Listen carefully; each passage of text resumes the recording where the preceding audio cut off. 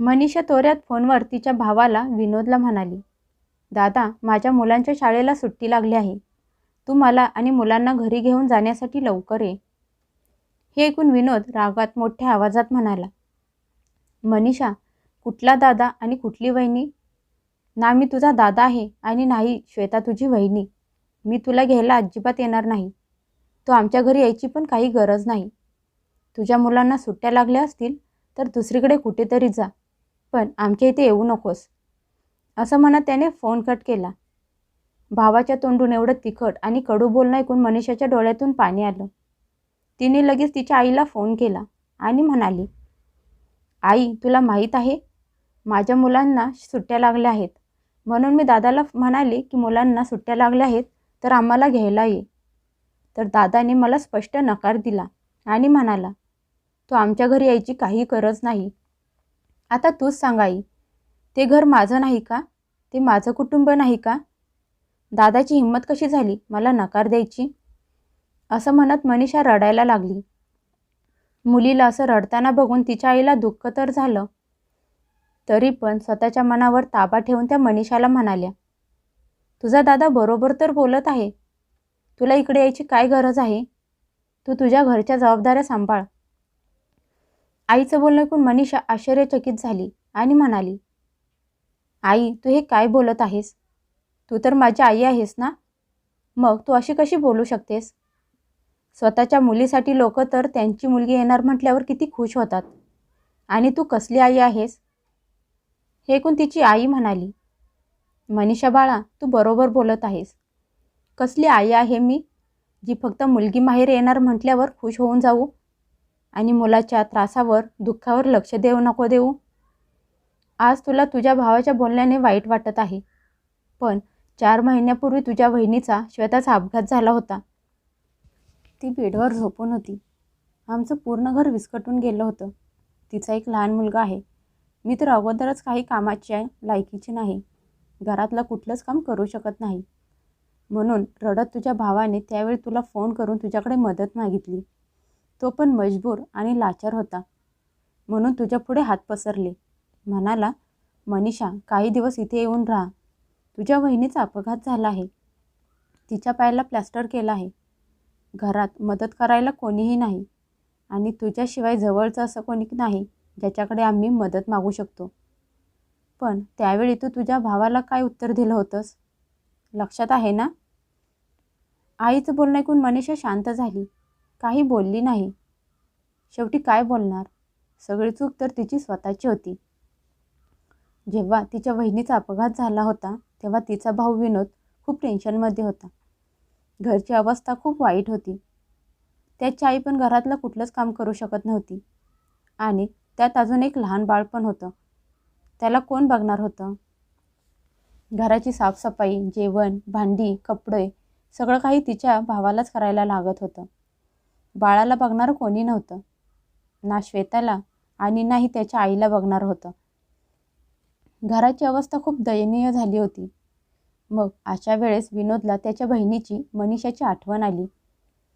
तो विचार करायला लागला की ती जर थोडे दिवस इथे येऊन राहिली तर घर सांभाळेल. मग श्वेता हळूहळू ठीक झाल्यावर घर परत पाहिल्यासारखं होईल. त्यामुळे तिच्या भावाने विनोदने नाईलाजाने बहिणीकडे मदत मागितली. पण जसं मनीषाला समजलं की तिचा भाऊ तिला घर सांभाळायला आणि घरातली कामं करायला बोलवत आहे, तसा मनीषाने माहेर यायला स्पष्ट नकार दिला आणि म्हणाली, दादा, माझ्या मुलांच्या शाळेचं नुकसान होईल, त्यामुळे मी आत्ता येऊ शकत नाही. या अगोदर तर मनीषा मुलांची शाळा चालू असताना 1-1.5 महिना येऊन माहेरी राहत असायची. तेव्हा तिला मुलांच्या शिक्षणाची काळजी नव्हती आणि आज जेव्हा तिच्या माहेरच्या लोकांना तिची खूप गरज होती तेव्हा तिने कारणं काढून यायला टाळलं. शेवटी नाईलाज म्हणून विनोदने ऑफिसला महिनाभर सुट्टी घेऊन घर सांभाळलं. आईची, बायकोची, मुलांची, सगळ्यांची काळजी घेतली. कसं तरी तो घर सांभाळत होता. विनोद घरातलं सगळं काम करायचा, पण भाकरी चपाती त्याला बनवता येत नव्हती. आठवडाभर डाळ भात खाऊन काढला, पण शेवटी नुसता डाळ भात कधीपर्यंत खाणार? आणि जेवण बनवायला बाई लावायची तर त्याच्या आईला आवडत नव्हतं. बाईने बनवलेले जेवण त्याची आई खात नव्हती आणि स्वतः विनोदला पण आवडत नव्हतं. त्याला स्वतःच्या हातचे जेवण आवडत होतं. शेवटी नवऱ्याची अवस्था बघून श्वेताने हळूहळू उभं राहायचा प्रयत्न केला आणि आठवड्यात जेवण बनवायला सुरुवात केली. नवऱ्याचा आधार घेऊन ती जेवण बनवत असायची आणि विनोद तिची मदत करत असायचा. श्वेता फक्त एका जागेवर उभी राहून जेवण बनवत असायची. घरातल्या बाकीच्या कामासाठी कामवाली लावली होती. जेव्हा कुठला माणूस अशा परिस्थितीतून जातो आणि आपलेच असून पण त्यावेळी उपयोगी येत नाहीत, मग त्यावेळी दुःख तर होणारच ना. आणि ते दुःख, तो त्रास तोच माणूस समजू शकतो ज्याच्यासोबत हे सगळं घडलेलं असतं. मनीषाने नकार दिल्यामुळे तिचा सगळ्यात जास्त राग विनोदला आला होता. कारण मनीषा वर्षातले 5-6 महिने माहेरी राहत असायची. सासरी तिचे खूप मोठे एकत्र कुटुंब होते. त्यामुळे ती माहेरी राहिली तरी कुणाला फरक पडत नव्हता. ती आरामात माहेरी महिनाभर राहून जायची. आणि आज जेव्हा माहेरी तिची खूप गरज होती, पण काम करायला लागेल या भीतीने तिने मुलांच्या शाळेचे निमित्त काढून यायला नकार दिला. आणि हेच मुख्य कारण होतं विनोदच्या चिडण्यामागे. म्हणून त्याने मनीषाला माहेरी यायला स्पष्ट नकार दिला. मनीषाने रडत फोन करून आईला सगळं सांगितलं. आईने पण तिची साथ दिली नाही, कारण त्यांना पण त्यांच्या मुलीच्या वागण्याबद्दल पूर्ण कल्पना होती. त्यांच्या मुलाने आणि सुनेने ते दिवस कसे काढले होते ते त्यांनी त्यांच्या डोळ्यांनी बघितले होते. त्यामुळे त्यांनी पण मुलीच्या बोलण्यावर लक्ष दिलं नाही. जेव्हा मनीषा जास्त हट्ट करायला लागली तेव्हा तिची आई म्हणाली, हे तर तुझं माहेर आहे. जर तुझी यायची इच्छा असेल तर तुझी तू ये. माझ्यात हिंमत नाही तुझ्या भावाला सांगायची.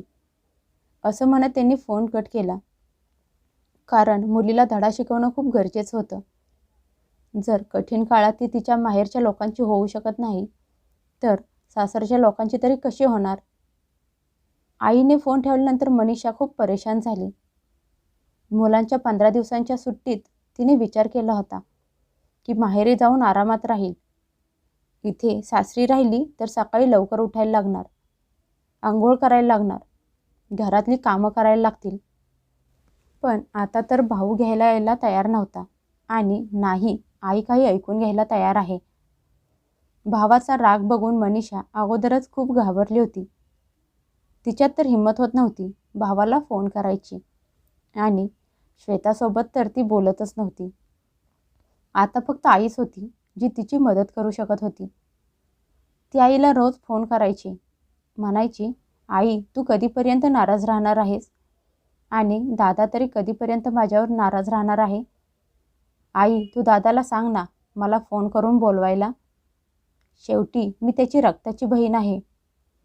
हे ऐकून तिची आई म्हणाली, मनीषा मुलांना 15 दिवसांच्या सुट्ट्या तर आहेत ना, प्रॉब्लेम काय आहे, आरामात सासरी राहा ना. मनीषा म्हणाली, आई तुला कळत कसं नाही, एवढ्या थंडीत सकाळी सकाळी लवकर उठायला लागतं, आंघोळ करायला लागते, घरातली कामं करायला लागतात. माहेरी आल्यावर थोडे दिवस तरी आराम मिळेल. आई तू बोल ना दादाला, तो तुझं बोलणं टाळणार नाही. तिची आई म्हणाली, नाही मनीषा मी हे करू शकत नाही. तुझी चूक आहे, तुझी तू निस्तर. आणि तसंही कामाच्या भीतीने तू माहेर येत नव्हतीस ना. आता राहा आरामात सासरी, तिथं कर काम. मी तर विनोदला काही बोलणार नाही. असं म्हणत त्यांनी परत फोन कट केला. आता बिचारी मनीषा कोड्यात पडली होती. दादाची समजूत काढायला कुणाला सांगू. भाऊ एवढा रागात होता की त्याला फोन करायची तिच्यात हिंमत नव्हती. आई तिचं काही ऐकून घ्यायला तयार नव्हती. काय करायचं. असं करता करता मुलांच्या 15 दिवसांची शाळेची सुट्टी संपून गेली. आज पहिल्यांदा असं झालं होतं की मुलांच्या सुट्ट्यांमध्ये मनीषा माहेरी गेली नव्हती. हळूहळू करून मुलांच्या शाळेच्या उन्हाळ्याच्या सुट्ट्या पण सुरू झाल्या. 4 महिने झाले होते. ना मनीषा माहेरी गेली होती आणि नाही माहेरातून तिला भेटायला कोणी आलं होतं. अगोदर महिन्यातले 15-20 दिवस मनीषा माहेर येऊन राहत असायची किंवा तिचा भाऊ विनोद तिला भेटायला यायचा. पण मागच्या 4 महिन्यापासून येण्या जाण्याची गोष्ट तर खूप लांबची, पण विनोदने तिला एक फोन पण केला नव्हता. मनीषाचे माहेर जवळजवळ तुटल्यातच जमा झाले होते. उन्हाळ्याची सुट्टी पण जवळ आली तशी मनीषाच्या मनातली बेचैनी वाढत होती. तिला कळत नव्हतं काय करावं, कसं माहेरी जावं. दादा तर घ्यायला येणार नाही आणि नाही आई त्याची समजूत काढत आहे. काय करावं तिला कळत नव्हतं. असं वाटत होतं आता तिला स्वतः माहेरी जायला लागणार आहे. नाहीतर सासरच्या लोकांना काय सांगणार आणि सासरचे लोक काय बोलतील की दर महिन्याला जाणाऱ्या मनीषाला अचानक काय झालं, तिने माहेरी जायचं बंद का केलं. आता हळूहळू ही गोष्ट तिच्या इज्जतीवर यायला लागली होती. ती स्वतः प्रयत्न करून थकली होती. विनोद तिला घ्यायला यायचं तर लांब, तिच्याशी बोलत पण नव्हता. एक दिवस मनीषा तिची सासू सासऱ्यांना खोटं बोलली. ती म्हणाली, माझा दादा ऑफिसच्या कामासाठी बाहेर टूरवर गेला आहे, त्यामुळे तो मला म्हणाला की तू स्वतः ये, मला घ्यायला यायला जमणार नाही. असं सांगून ती मुलांच्या सोबत माहेरी निघून आली. माहेरी आल्या आल्या सगळ्यात अगोदर तिला तिची आई भेटली. तिला बघून तिची आई खुश झाली, पण अचानक त्यांच्या चेहऱ्यावर उदासी पसरली. शेवटी आई असल्यामुळे त्या मुलीला काही बोलू शकत नव्हत्या. मनीषा नंतर हॉलमध्ये आली. तिथे तिचा भाऊ टीव्ही बघत बसला होता. तिला बघून तो उठून त्याच्या खोलीत जायला लागला. श्वेता पण नंदेला बघून काही बोलली नाही आणि ती पण किचनमध्ये गेली. त्यावेळी मनीषाला स्वतःचा खूप अपमान झाल्यासारखा वाटला.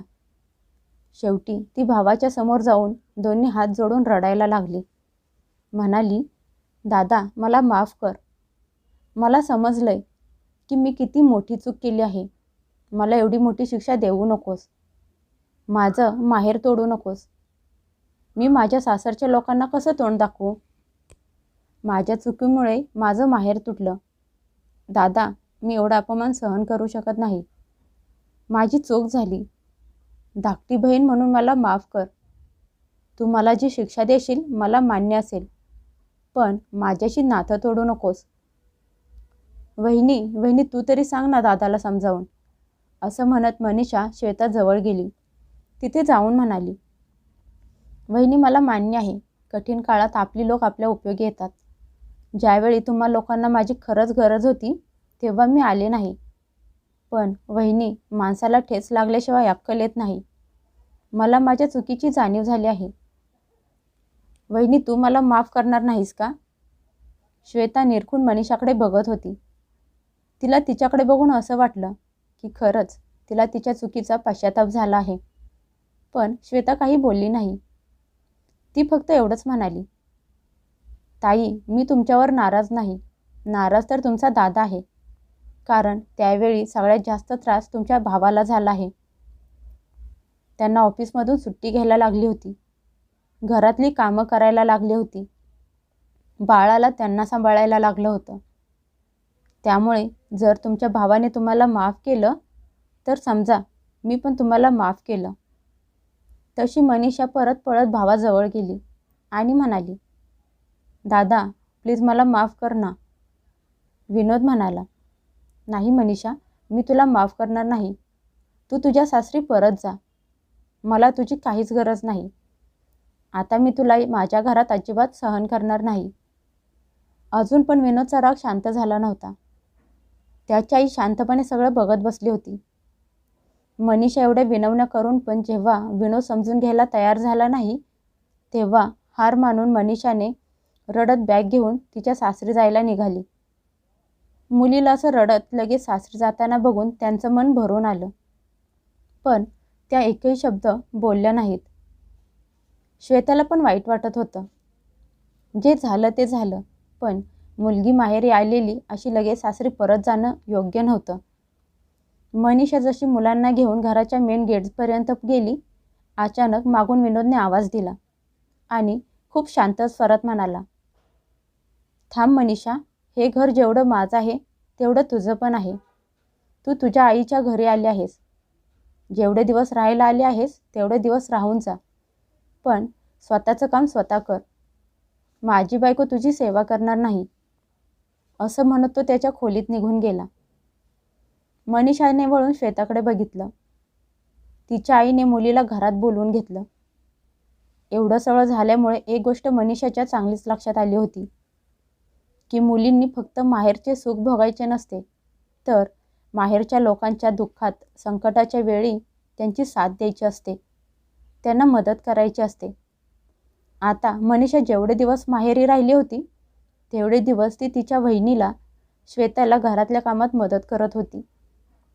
बहुतेक तिच्या आईला मुलीला जो धडा शिकवायचा होता तो मनीषा चांगली शिकली होती.